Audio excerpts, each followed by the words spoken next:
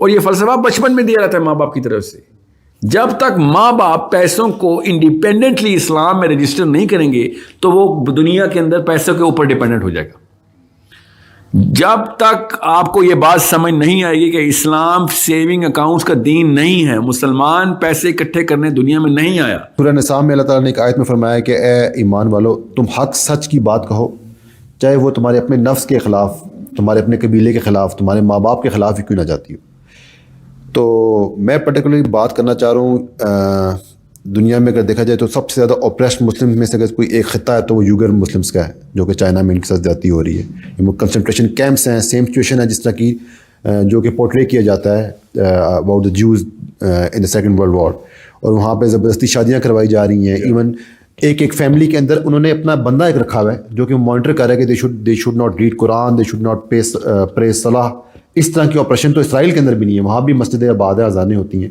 اس قسم کی سپریشن ہے, نسل کی نسل, مطلب انہوں نے کیٹیگرائز کیا کہ 1/3 کو ہم نے مارنا ہے, 1/3 کو ہم نے وہ ملک بدر کرنا ہے, اور 1/3 کو ہم نے فورسفلی جو ہے وہ چائنا کے جو بھی سیکولر ریلیجن ہے اس میں کنورٹ کرنا ہے.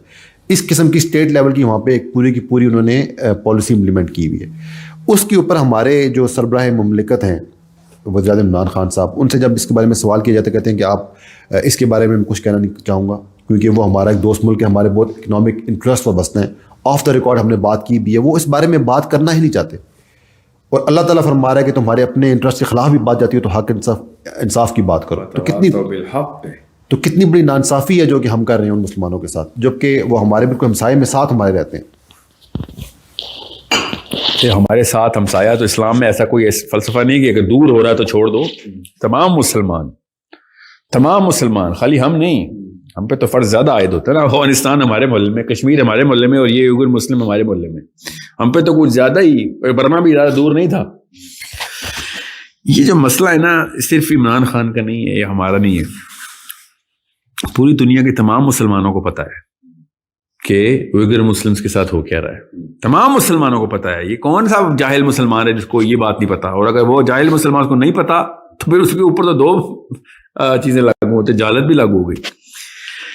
یہ وہی نس ہے جس نس کے اوپر اسرائیل کو ایکسیپٹ کرنے کی بات کی جا رہی ہے, اکنامک نس. That's it.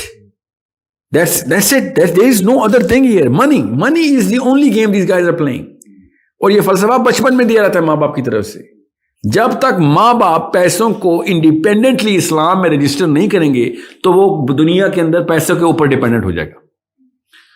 جب تک آپ کو یہ بات سمجھ نہیں آئے گی کہ اسلام سیونگ اکاؤنٹس کا دین نہیں ہے, مسلمان پیسے اکٹھے کرنے دنیا میں نہیں آیا, تب تک یہ مسئلہ صرف اور صرف اور بڑھے گا. ابھی تو پھر چائنا میں ہو رہا ہے نا, مسلمان ملکوں کے اندر ایسے ہو گئے جیسے یمن میں ہو رہا ہے اس وقت, سیریا میں ہو رہا ہے, عراق میں ہو رہا ہے. مگر Yemen is the best case scenario of the worst thing that can happen to this plant, because Iman is یمنی, حکمہ از یمنی. یہ حدیث تھی, ہم نے اس جگہ پہ ہٹ کر دیا جہاں پہ سب سے زیادہ برکت کی وہ ہے اسٹیمپ ہے نبی علیہ السلام کی. Every thing, the big tribe, you know. So the question is, صرف اور صرف چائنا نہیں, ہر مسلمان کو. ظاہر ہے ہم پہ زیادہ آپ نے ٹھیک کہا, مگر if you are choosing people based on the fact کہ میں نے آپ سے پھر کہا کہ پیسے کو چھوڑیں, کور کو سوچیں.